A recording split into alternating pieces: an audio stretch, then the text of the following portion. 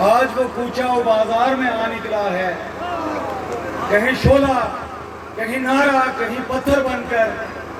ظلم کی بات ہی کیا، ظلم کی اوقات ہی کیا،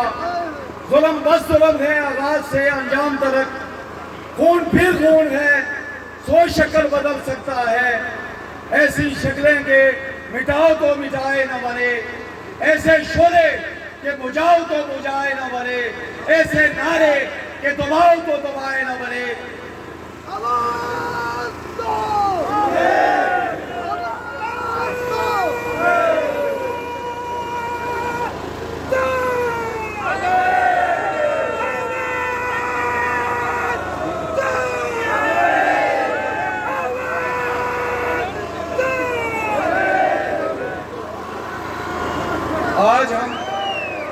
آج ہم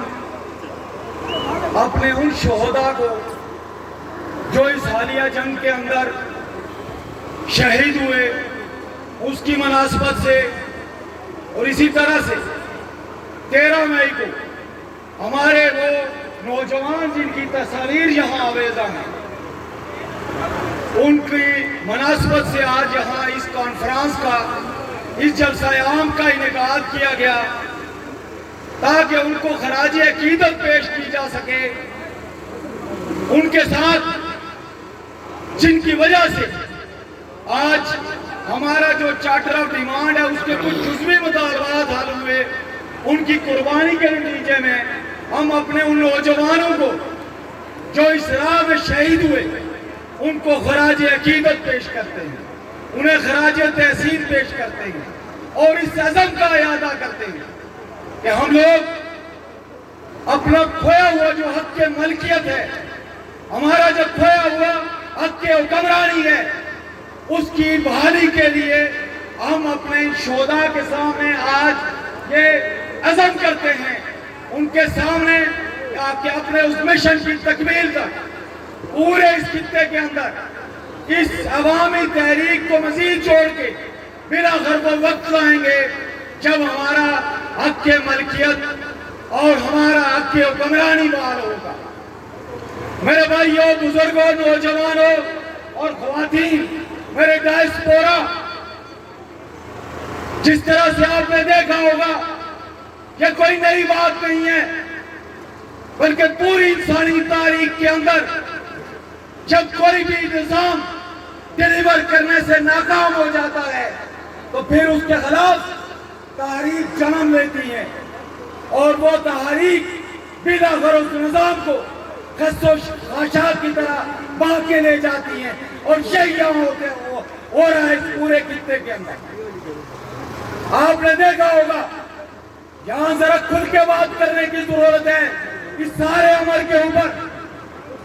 یہاں یہی نہیں ہے، پورا اس نظام کی وجہ سے اس پورا خطہ جو ہے وہ عدم استحکام کا شکار ہے۔ آج یہاں روزگار نہیں ہے، آج یہاں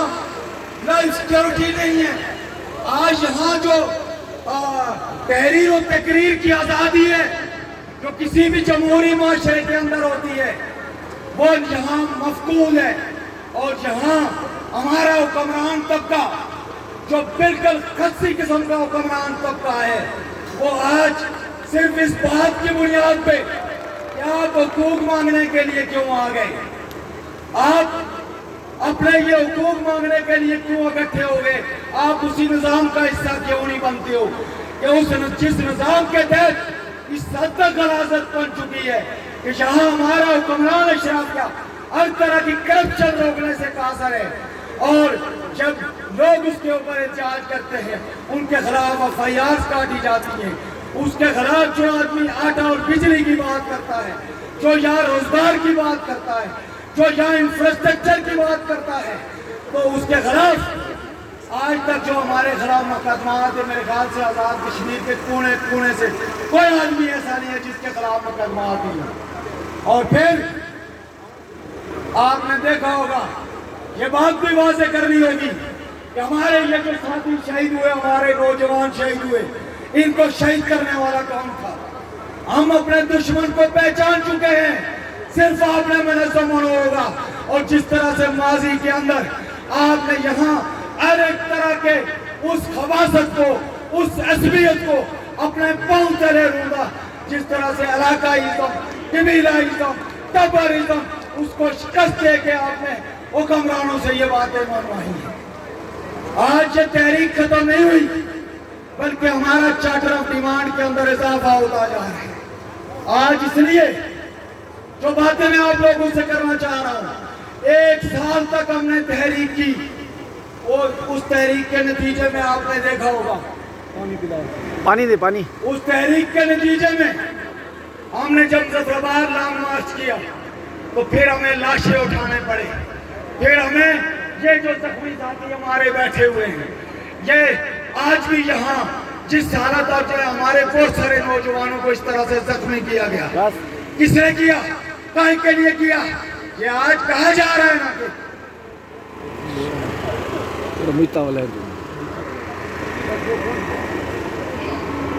لہذا کہا جا رہا ہے نا کہ یہ